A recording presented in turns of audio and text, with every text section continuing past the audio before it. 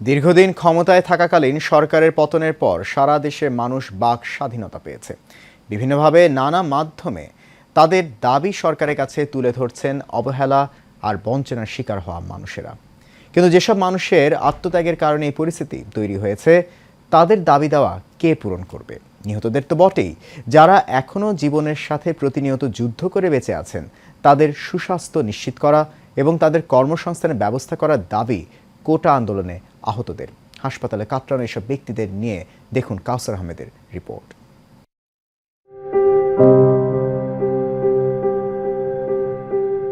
কারো বয়স 10 বছর, কারো আবার 12, কেউ 15 বছরের। রয়েছে স্কুল, কলেজ, বিশ্ববিদ্যালয়ের পড়ুয়া শিক্ষার্থী, কেউ আবার সাধারণ পথযাত্রী, কেউ আবার রাস্তার ধারে ব্যবসায়ী।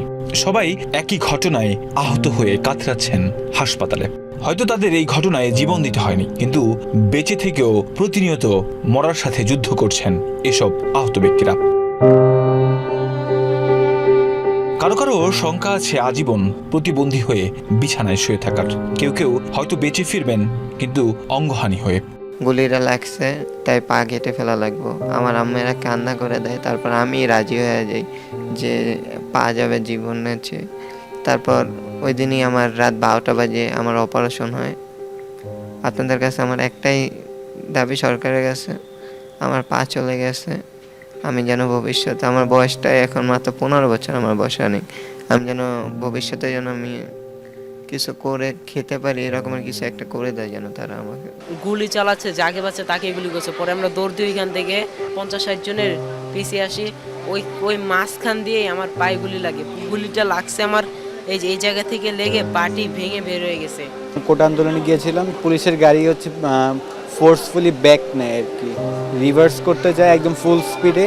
আমি তখন পিছনে ছিলাম, তখন একবার ধাক্কা খেয়ে বাম পা ছিলে যায়, তারপর সেকেন্ডবারে ডান পায়ের উপর দিয়ে উঠাই দেয়।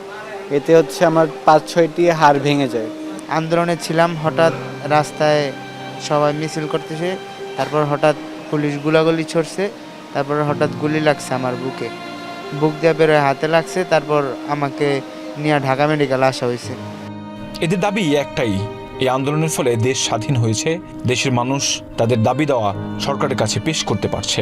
কিন্তু তাদের যে দাবিগুলো রয়েছে, সেই দাবিগুলো যাতে সরকার পূরণ করে এবং তাদের দিকে খেয়াল রাখে। 13 থেকে 14 বছরের একটা বাচ্চাকে হত্যা করে আমরা 3-4 জন বন্ধু মিলে উদ্ধার করতে যাই আমার বুলেট আসি ডান হাতে কবজিতে লেগে আমার ডান হাতটা একদম ভেঙে তুষ হয়ে গেছে। আমি ওখানে পড়ে যাওয়ার পর আমার বন্ধুরা কুষ্টিয়া সদর হাসপাতালে ভর্তি করে।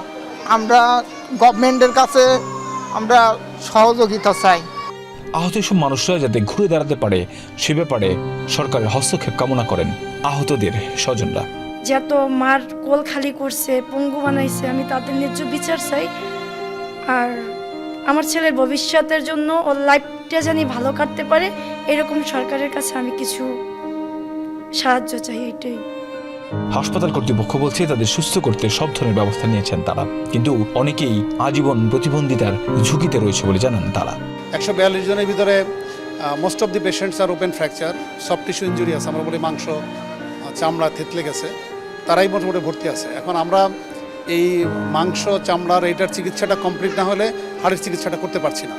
তার ভিতরে আমরা যখন ফেভারেবল কন্ডিশন দেখছি, তখন সেই রোগীর ডেফিনেটিভ ট্রিটমেন্ট আমরা করছি। কাউসার আহমেদ, এশিয়ান টেলিভিশন।